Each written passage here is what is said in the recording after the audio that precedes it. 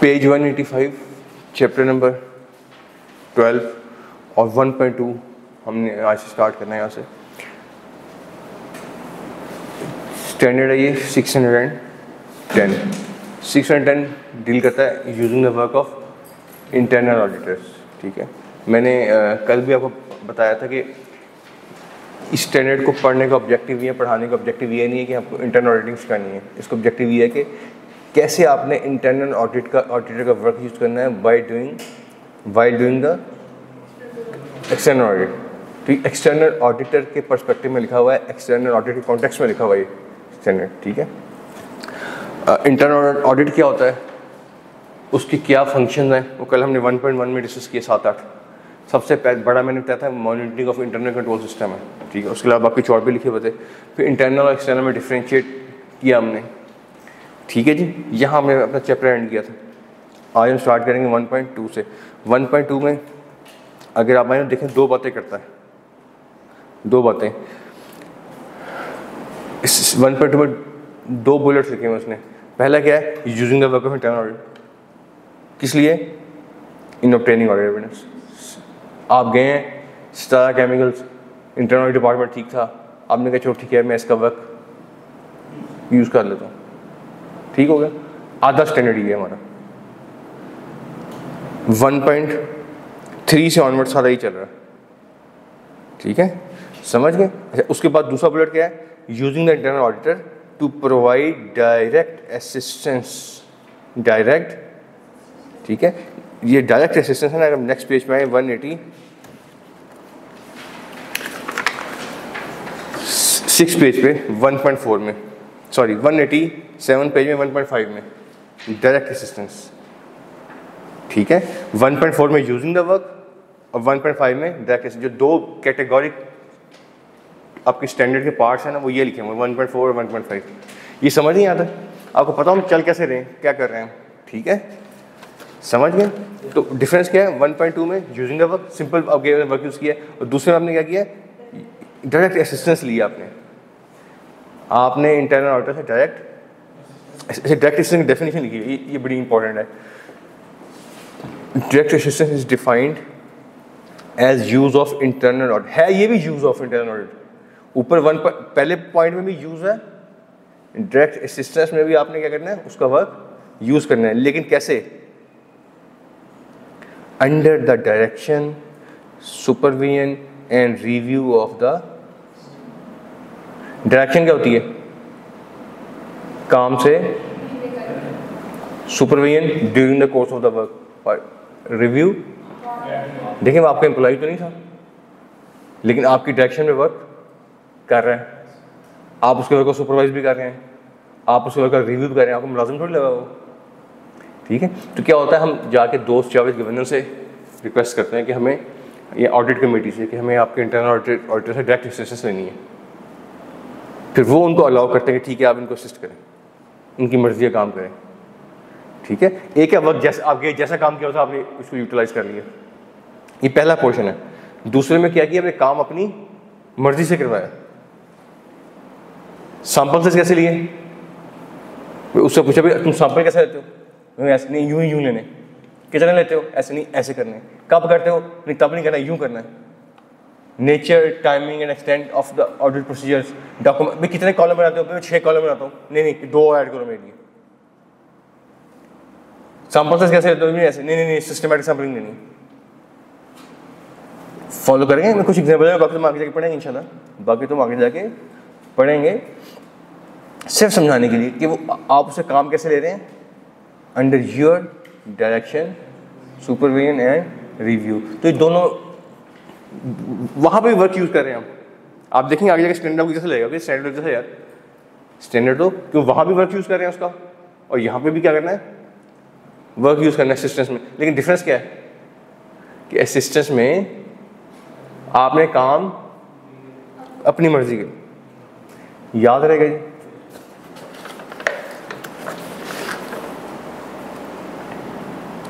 अच्छा, standard start करता है वो 610 डज नॉट अप्लाई, कि 610 ऑल टुगेदर इररेलेवेंट हो जाएगा। क्या हो जाएगा? वहाँ पे जहाँ पे आप ऑडिट करने गए हैं तो वहाँ पे इंटरनल डिपार्टमेंट है ही नहीं, है ही नहीं। 610। अच्छा, यहाँ डिपार्टमेंट तो है लेकिन नालायक है, इनकम्पिटेंट है, कैपेबल नहीं है, या उसकी ऑब्जेक्टिविटी मेंटेन नहीं है, या उस सिस्टमेटिक अप्रोच से काम नहीं कर रहा, तो आप कहेंगे मैंने इसका काम यूज़, फिर भी इररिलेवेंट हो जाएगा। समझ गए? या किसी जगह पे अगर लॉ प्रोहिबिट करता है कि आप अपना काम करेंगे इंटरनल किसी जुरिसडिक्शन में, पाकिस्तान में नहीं है, तो वहाँ पे भी स्टैंडर्ड क्या है? इररिलेवेंट। याद रहेगा जी।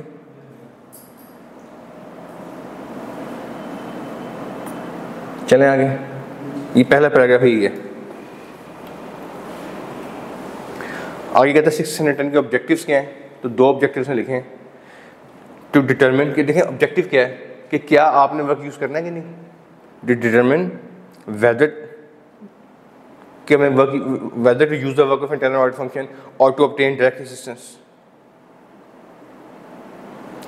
ठीक है, क्या आपने देखें पहला ऑब्जेक्टिव क्या है स्टैंडर्ड का, कि आप देखें कि आपने कोई डायरेक्ट असिस्टेंस लेनी है या आपने वर्क यूज़ करना है, आपने कहा जी ठीक है करना है। तो अगला बुलेट टू डिटरमिन, पहला सब bullet whether the work is adequate, जो आप हम यूज़ करने लगे वो एडिक्वेट भी है। अच्छा, यही काम आपने एक्सपर्ट में भी कल किया था, ओवरऑल वर्क एडिक्वेट है कि नहीं, याद है आप लोगों को? ये भी वही चीज़ है।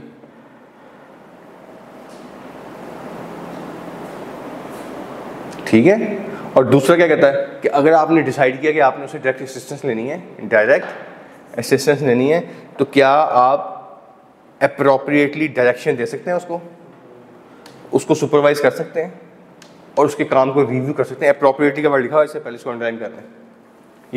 ये उसका ऑब्जेक्टिव स्टैंडर्ड।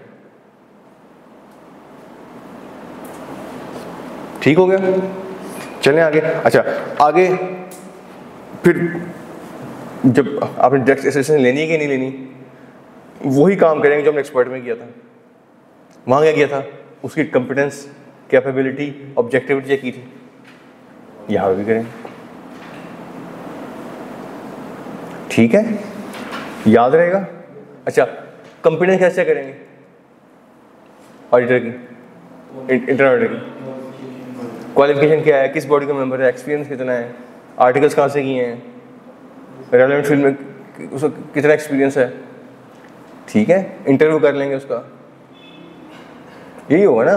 किसी और जहाँ उसने पहले काम किया एक्स एम्प्लॉयर के पास, वहाँ से पूछ लेंगे। और तो कोई तरीका नहीं है, समझ गए? अच्छा, ये जो पेज 185 है, पहला बुलेट है ना कि ऑब्जेक्टिविटी कैसे करेंगे। ऑब्जेक्टिविटी, ये पेपर में क्वेश्चन आया 5 नंबर का, नीचे से नहीं देखना। आप बताएं, आप ऑडिट करेंगे स्टारा केमिकल्स में, इंटरनल डिपार्टमेंट है, आप कहते हैं ठीक है इसका काम यूटिलाइज करना है, देखिए उससे पहले मैं इसकी ऑब्जेक्टिविटी देखूंगा, ऑब्जेक्टिविटी मेंटेन है, क्या देखेंगे आप जी? ठीक है, कोई अंडर इन्फ्लुएंस नहीं ले रहा, ठीक है। कोई ऐसी जॉब तो नहीं करा जहाँ पे उसकी कॉन्फ्लिक्टिंग रिस्पॉन्सिबिलिटीज हों। कॉन्फ्लिक्टिंग रिस्पॉन्सिबिलिटीज क्या होती हैं कि इंटरनल कंट्रोल सिस्टम भी इसी ने बनाया हुआ है और इंटरनल ऑडिट भी ये कह रहा है, तो अब तो कॉन्फ्लिक्ट ऑफ इंटरेस्ट आ गया ना, अब तो चेक कर नहीं सकता कौन सा थ्रेट है। समझ गए? अच्छा, और इसको अपॉइंट कौन करता है? इसको आइडियली किसको अपॉइंट करना चाहिए?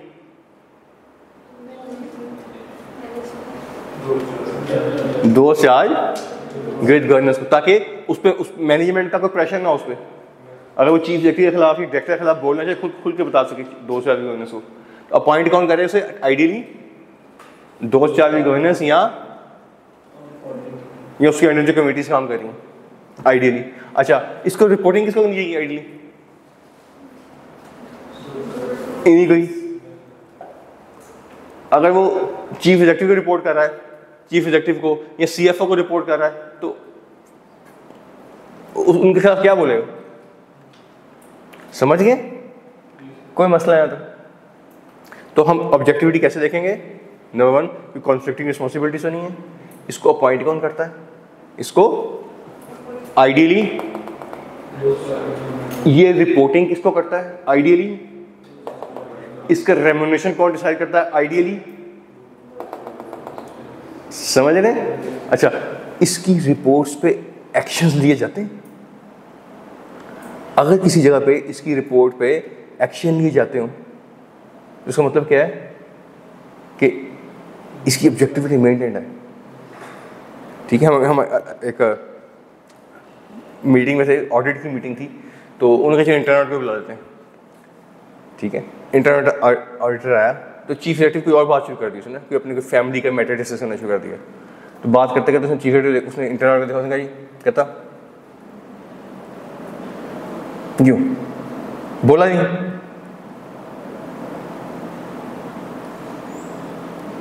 कि बाद में ना इस एक्शन से मुझे लगा ये बंदा फारिग है, इसकी कोई औकात यहाँ पे नहीं है।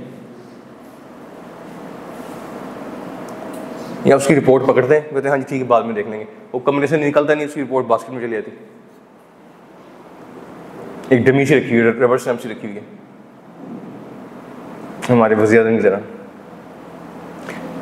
ठीक है, तो इसका मतलब ऑब्जेक्टिविटी नहीं इसकी। वेयर एज एक ऐसे माहौल मीटिंग में हम मीटिंग कर रहे हैं, इंटरनल ऑर्डर है, तो चीज़ों ने कहा ठीक है जी एक ठहरे जी, आप बताएं क्या चाह रहे हैं। इसका मतलब क्या है कि वो मैनेजमेंट इंटरनल ऑडिटर को इम्पोर्टेंस देती है, समझती कि काम कर रहे हैं आप। उसने उसकी बात सुनी, उन्होंने कहा जी अब हम आगे मीटिंग कंटिन्यू करते हैं, फॉलो कर गए। तो ये इससे पता लगेगा ऑब्जेक्टिविटी मेंटेन है या नहीं। आ जाए इस पे, to whom does they report किसको करते हैं? कॉन्फ्लिक्टिंग रिस्पॉन्सिबिलिटीज तो नहीं है। इनको एम्प्लॉयमेंट डिसीजन कौन करता है? इनके किस बॉडी के मेंबर हैं? ठीक है, किस बॉडी के मेंबर का क्या मतलब है? मैं इसे भी बता रहा हूँ, आप लोगों ने अभी प्रैक्टिस में नहीं गए, अभी प्रैक्टिस में कितनी दफ़ा ऑब्जेक्टिविटी पढ़ लिया, कितनी दफ़ा इंडिपेंडेंस पढ़ लिया। अभी अपने फर्म में जाना है, वो आपको ट्रेन करेंगे इंडिपेंडेंस क्या होती है। और जब आप प्रैक्टिकली फील्ड में आएंगे तो आपको पता होगा ऑब्जेक्टिविटी मैंने कैसे मेंटेन रखनी है अपनी। क्यों? क्योंकि आप एक बॉडी के मेंबर हैं और बॉडी आईफैक की मेंबर है, और आईफैक ने कोड ऑफ एथिक्स हम पे इम्पोज किए हुए हैं। तो हमारी चाहते हुए ना चाहते हुए ट्रेनिंग, एक बंदा जो बॉडी का मेंबर ही नहीं है, वो बीकॉम एमकॉम करके आ गया, उस बेचारे को ऑब्जेक्टिविटी नहीं पता क्या होती है, मेंटेन खाक करनी उसने। समझ गए? तो ये वो बात करता है कि किस बॉडी के मेंबर है। क्लियर हो गया? फिर आगे देखें, आगे बड़ी इंपॉर्टेंट बात करते हैं, कल भी हमने डिस्कस की थी, restrictions in place in communicating and find। कोई रिस्ट्रिक्शन तो नहीं इंटरनल ऑर्डर पे? रिस्ट्रिक्शन क्या होती है भाई? आप मेरी इंटरनल ऑर्डर, जस्ट फॉर से आप मेरी इंटरनल टीम है, जस्ट फॉर से he is leading a team. मैं कहता हूँ आप लोगों में से कोई अगर मुझे स्टोर्स में नजर आया ना, मैंने टांगे तोड़ देंगे। ठीक है, फॉलो करेंगे मेरी बात? अब आप स्टोर्स आप जा नहीं सकते, आप क्यों नहीं आ सकते? मैं वहां कोई गड़बड़ करूंगा। फॉलो करेंगे मेरी बात? ये जी आपने कैश एंड बैंक ना नजर, एक्सपेंसिव नहीं देखने आपने, इससे मतलब आप लोगों की ऑब्जेक्टिविटी याद रहेगा। आखिर में रेम्यूनरेशन की बात करते हैं कि इनकी रेम्यूनरेशन कौन देखता है। इस सारी बातें वो जो हमने पढ़ ली कर लेंगे जी। ये पेपर में क्वेश्चन आएगा कैसे इसकी ऑब्जेक्टिविटी चेक करेंगे ऑडिटर की, आप इंटरनल ऑडिटर की। चलें आगे, बोलें यार। आगे कंपिटेंस मैंने पढ़ा दिया है, सिस्टमेटिक है, डिसिप्लिन अप्रोच। देखें अभी जो वो ऑडिट कर रहे हैं इंटरनल ऑडिटर्स, वो अपने ऑडिटिंग स्टैंडर्ड को फॉलो कर रहे हैं, उनकी डिसिप्लिन अप्रोच है उनके काम को। फॉर एग्जाम्पल आप सब टीम है, वो आपके HOD हैं, तो क्या वो आपके काम को रिव्यू करते हैं? कोई सिस्टमेटिक अप्रोच है? ये तो बस मुँह उठा के आगे आज क्या करें, चलो आज ये कर लेते हैं, ये तो नहीं कर रहा। सिस्टमेटिक अप्रोच क्या होती है कि यार ये हमारे 6 मेन साइकिल्स हैं, 6। ठीक है, ये 2 बच्चे इस सेल्स को देखेंगे, ये 2 परचेज को देखेंगे, ये 2 उसको देखेंगे। अगले महीने में क्या करूँगा, इनको रोटेट कर लूँगा ताकि इनकी आपस में फेमिलियरिटीज ना हो। तो ये सब शिफलिंग हो रही है, जो काम करके आ रहे हैं उस काम का रिव्यू हो रहा है, उस काम पर रिपोर्टिंग हो रही है। ये एक सिस्टमेटिक डिसिप्लिन अप्रोच है। समझ गए? तो सिस्टमेटिक और डिसिप्लिन अप्रोच होगी तो आपको जो काम यूटिलाइज करेंगे ज़्यादा बेहतर होगा। मुझे श्योरेंस ज़्यादा समझ आ गई है, ठीक है? अच्छा, स्टैंडर्ड 610 कहता है नीचे 1.4 से ऊपर पैराग्राफ है ना कि अगर सिस्टमेटिक और डिसिप्लिन अप्रोच नहीं है ना तो सेकंड लाइन में कहता है कि 610 states that external auditor shall not use the work. ये अप्रोच ही नहीं है, मुंह उठा के काम करी जा रही है, पता ही नहीं क्या कर रहे हैं। ये बात मैंने पहले भी कर दी थी। मैंने क्या बोला था कि स्टैंडर्ड ऑल टुगेदर इररिलेवेंट हो जाएगा। तो ये कहता है कि 600 shall not, the auditor shall not use. कोई मसला नहीं आता, पक्की बात है जी।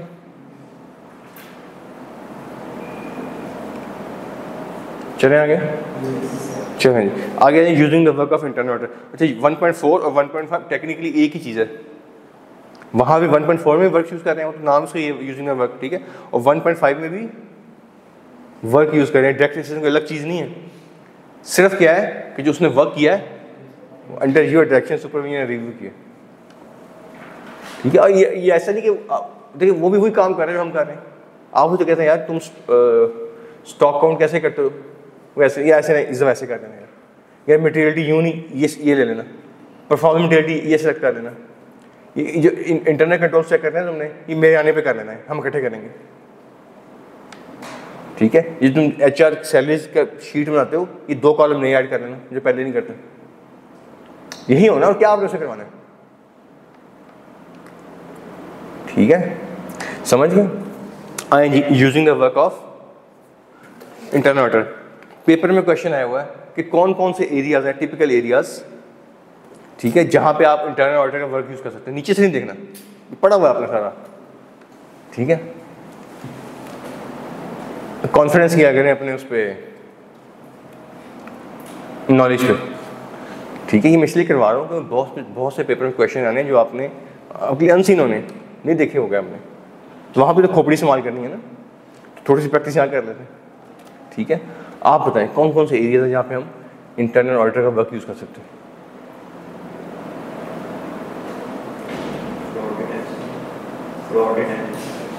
ठीक है, और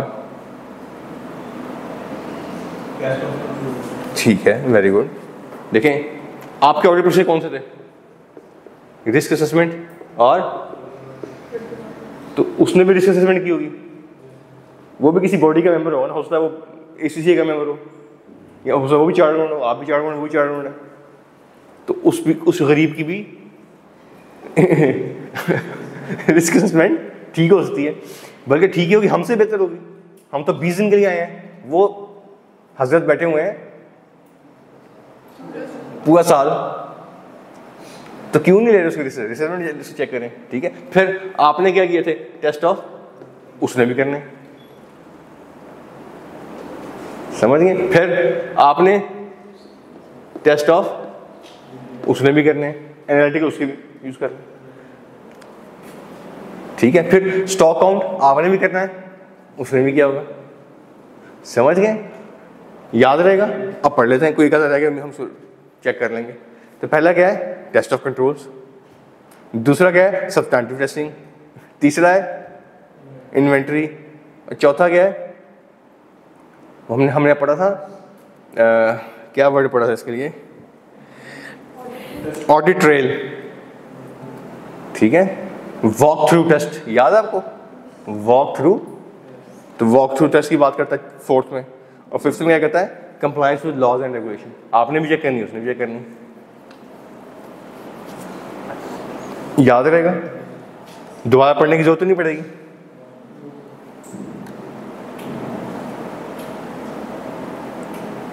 ठीक हो गया? अच्छा, ये जो यूजिंग का वर्क है ना, इसका मतलब ये नहीं कि आप ऑडिट करने गए हैं स्टार केमिकल का, आपने कहा ठीक है मैंने 100 सैंपल लेने हैं सेल्स के, जो 100 इंटरनल ऑडिट कर लेते हैं, ऐसे नहीं है, ठीक है? उसकी कॉम्पिटेंस, कैपेबिलिटी, ऑब्जेक्टिविटी देखते हुए डिसाइड करते हैं कि या चलो ऐसा करता हूँ मैं 60 उसके ले लेता हूँ, 40 अपने कर लेता हूँ, ये 50 अपने कर लेता हूँ, 50 उसकी कर लेता हूँ, ठीक है? याद रहेगा? अच्छा, अब जो 50 अपने की है उस पर तो आपको ट्रस्ट है, आपने खुद किए हैं, जो उसके काम पर रिलाय कर रहे हैं, स्टैंडर्ड कहते हैं सो आंखें बंद करके आपने उसको उसको क्या करना है, उसको भी सैंपल बेसिस पे उसके भी स्पेसिफिक टेस्टिंग करनी है हमें कि वो जो उसके 50 सैंपल नहीं है उसमें से 5 लेके देखें, आपको पता लग जाएगा कि वो बंदा ठीक है कि नहीं। अगर 5 लिए 5 के ऊपर ठीक नहीं गए, आप कहेंगे यार चलो जबरदस्त है। अच्छा 5 सैंपल लिए, पहला लिया गलत, दूसरा लिया गलत, अब आप क्या करेंगे, उसके वर्क पर रिलाई करेंगे, अब कहेंगे नहीं यार मैं खुद कर लेता हूँ। ठीक है, तो अगला पैराग्राफ ये है कि आपने क्या करना है, 610 requires the external auditor to evaluate the specific piece of the work performed by the internal auditor before it is used by the, समझ गए, याद रहेगा। ये नहीं उसके काम को यूज़ करना, हाँ उसकी शक्ल बड़ी ज़बरदस्त है यार, बड़े पर्सनैलिटी बड़ी अच्छी, उसका काम कर लो, आंखें बंद करके फाइल में लगा लिए, नहीं, कुछ खुद कर रहे हैं, कुछ उसके यूटिलाइज कर रहे हैं, और जो उसके यूटिलाइज कर रहे हैं उसको भी स्पेसिफिक टेस्टिंग हो रही है। कहता है evaluate each specific piece of work, जहां जहां उसने काम किया है उसको आप क्या कर रहे हैं, इवेल्युएट।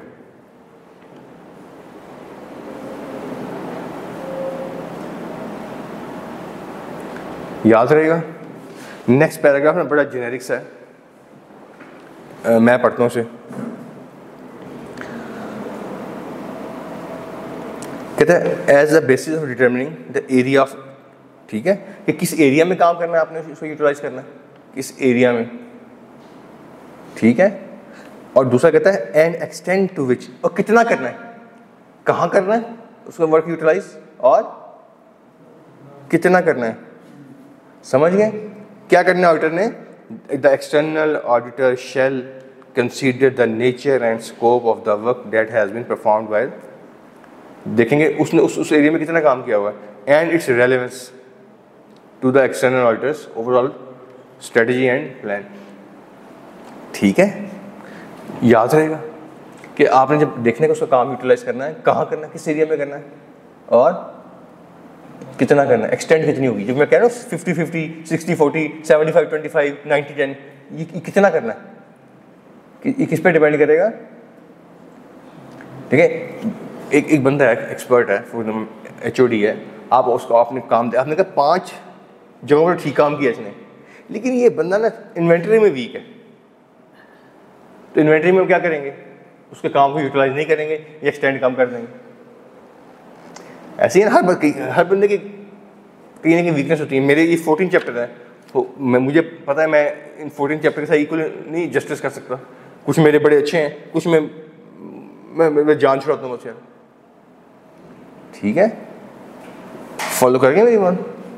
आपने भी देखा होगा कुछ चैप्टर आपके बड़े ज़बरदस्त प्रिपेयर्ड है, कुछ आपको होता है यार ये ज़रा मेरा वीक है, किसी चैप्टर से केमिस्ट्री नहीं सेट होती। तो आपने देखना है कि जहाँ जहाँ मैं उसका वर्क यूज़ कर रहा हूँ वहाँ उसका, ठीक है, समझ गए, कितना जो उसने काम किया कितना रेलेवेंट है to the external auditor's overall strategy and audit plan. याद रहेगा। चलें आगे बड़ी इंपॉर्टेंट बात करता है फिर, the external auditor is required to evaluate the work. देखिए आपने क्या करना है, उसके वर्क को इवेल्युएट करना है कि वर्क ठीक है कि नहीं ठीक। तो क्या करना है उसके लिए, चेक करेंगे work was properly performed, plan perform, supervise, review and documented. ठीक है, प्रॉपर प्लान वर्क था, ठीक है, किसी बंदे ने उसको प्लान किया है, परफॉर्म किया है, इसकी सुपरविजन हुई है, इसका रिव्यू हुआ वर्क का। समझ गए। आगे हैं अप्रोप्रिएट एविडेंस लिए गए। हम भी एविडेंस लेते हैं ना, उसने इंटरनल ऑडिटर ने प्रोसेस किसे परफॉर्म किए थे एविडेंस लेने के लिए। अच्छा, एविडेंस लेने के बाद तीसरा कहता है कंक्लूजन्स रीच किए, कंक्लूजन्स ठीक है, समझ गए। और जब आप कंक्लूजन्स रीच करते हैं, एविडेंस लेते हैं, तो कुछ एक्सेप्शंस भी आती हैं। एक्सेप्शन क्या होती है, exception in case of test of controls deviation को एक्सेप्शन कहते हैं, और in case of test of detail misstatement को एक्सेप्शन कहते हैं। तो एक्सेप्शन डॉक्यूमेंट किए, अगर एक्सेप्शन डॉक्यूमेंट किए इसका मतलब है बंदे ने काम किया तो गलतियां निकाली हैं। ठीक है, तो बड़े सादी सी बात है कि पेपर में क्वेश्चन आएगा कैसे यूटिलाइज, कैसे देखेंगे वर्क को, आप कैसे इवेल्युएट करेंगे वर्क। ऊपर वाले पॉइंट में बात की है ना, evaluate each specific area of work, जो बोल्ड बात की है उसने, बोल्ड करके। ठीक है, बड़ा आसान बात है, इवेल्युएट करेंगे।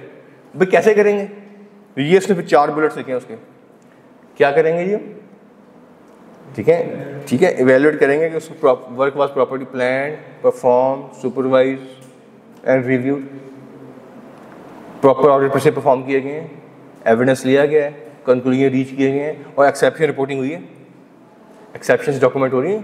समझ गए? इससे पता लगेगा कि बंदे ने काम कैसा किया, कैसे इवेल्युएट करना है। क्लियर हो गया? अच्छा, एक बड़ा मजे का टॉपिक है आगे, टेक्निकली ये टॉपिक डायरेक्ट असिस्टेंस का है, डायरेक्ट असिस्टेंस का है कि आप उसे कहते हैं कि यार तुम काम यूं ना यूं कर दो यार, अपनी मर्जी से करवा लेते हैं, तो ये तो असिस्टेंस होगी ना। बातें बड़ी से बस लिखी हैं लेकिन ये यहाँ की है नहीं, ये असल में डायरेक्ट असिस्टेंस की हैं, ठीक है। कहता है जैसे आप जब आप मैनेजमेंट के साथ काम करने लगे ना तो आपने in terms of engagement sign किया, ऐसे हुआ था। जब आपने एक्सपर्ट को हायर किया अभी पिछले चैप्टर में 620 में, तब भी आपने कुछ चीज़ें एग्री कर ली इन एडवांस, ऐसे ही है ना। तो कहते जब आप इंटरनल ऑडिटर के वर्क पे भी रिलाई करने लगे ना तो आप उससे भी कुछ चीज़ें एग्री कर सकते हैं इन एडवांस, याद रहेगा, पक्की बात है। तो क्या चीज़ें हैं? टाइमिंग, तुम्हें भी प्रोसीजर परफॉर्म करना है, ये तब ना करना, मेरे आने पे कर लेना, या ये भी आप हाफ ईयरली करते हैं या आप ईयर एंड पे कर लेना। आगे कहता है nature of the work perform, भी आपने लास्ट टाइम उस पर ये प्रोसीजर परफॉर्म किया था, इस बार ये प्रोसीजर परफॉर्म कर लेना। नेचर ऑफ द प्रोसीजर यही होता है ना, भाई आपने इंक्वायरी की थी या इंक्वायरी ना करना, इसमें यूँ कर लेना, ये आपने कंफर्मेशन भिजवाई थी, ठीक है, आप साथ ये भी कर लेना। तीसरा कहता है एक्सटेंट, मैं लास्ट टाइम 25% वर्क किया था, इस बार 50 का फॉलो करें, सारी हमने बातें डिस्कस की हैं। अच्छा, मटेरियलिटी और परफॉर्मेंस मटेरियलिटी अपनी मर्जी के करवा रहे हैं, सैंपल सिलेक्शन मेथड अपनी मर्जी का करवा रहे हैं, सैंपल का साइज अपनी मर्जी का करवा रहे हैं, डॉक्यूमेंटेशन कहते हैं यार ये तुम्हें 6 कॉलम बनाए थे यार ये 2 और बना दो यार, ठीक है। और लास्ट से कहता है कोई रिपोर्ट का कोई फॉर्मेट आपने चेंज करवाना है, इससे क्या हो जाएगा, आप बेहतर तरीके से उसके काम को यूटिलाइज कर सकेंगे। समझ गए जी? कोई मसला?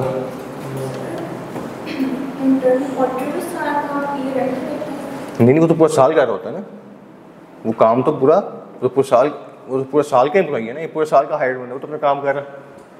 एक्सटर्नल उसे कहता है कि यार ये तुमने ये काम तुम करते हो ना, ये तुमने अब नहीं करना, तुम्हें मेरे आने पे करना है। फॉर एग्जांपल वो उसने प्लान किया हुआ कि मैं मई और जून में ना पर सेल्स से चेक करूँगा, सेल्स का साइकिल। आप कहते हैं नहीं यार ये आप जुलाई अगस्त में करना, मेरे आने पे मैंने ऑब्जर्व करना। समझ गए? ये बात है timing, nature of the procedure, तो कौन सा प्रोसीजर परफॉर्म करना है, एक्सटेंड कितना करना है, सैंपल साइज क्या होगा, सैंपल का मेथड क्या होगा, परफॉर्मेंस मटेरियलिटी, प्लानिंग मटेरियलिटी क्या होगी, डॉक्यूमेंटेशन क्या होगी, या आप उसे इन एडवांस एग्री कर लेते हैं, ठीक है। इसका फायदा क्या होगा, उसमें ऊपर लिखा हुआ है agreeing certain matter in advance should make it more likely, कि ज़्यादा बेहतर तरीके से एक्सटर्नल ऑडिटर इंटरनल ऑडिटर का वर्क यूज़ कर सकेगा। समझ गए? नेक्स्ट आ जाए 187 पेज पे।